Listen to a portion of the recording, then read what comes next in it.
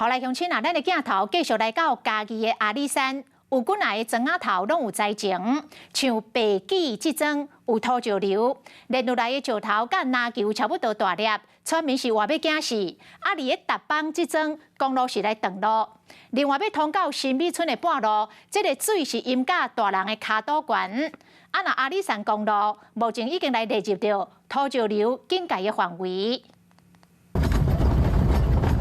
山坎的边啊，大细地石头顶伫路顶，伫这条路塞车是一直陷，非常惊险。卡路风台带来雨水，予家己着家乡产业道路一直有石头落落来，各来所在拢发生崩山。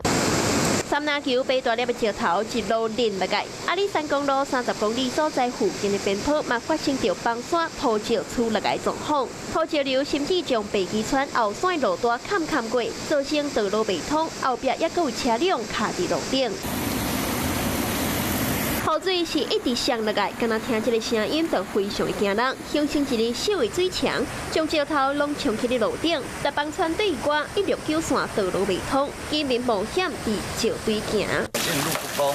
就是通往我们实说到达班的路是不通的。它现在是雨大风大雨大哈，那我们有一些目前是有一些我们对外交通哈都不通，是严重积水，所以已经很少的啦。 规条路做大水，水是淹甲一个大人的骹肚遮尔悬，车辆敢会当撩水通行。卡农风台严重影响到阿里山区，离嘉义市区上近无到20公里的白基村有土石流，附近的文峰村嘛有石头落落来，达邦村嘛是因为崩山地输路未通，新美村是因为积水无法度通行。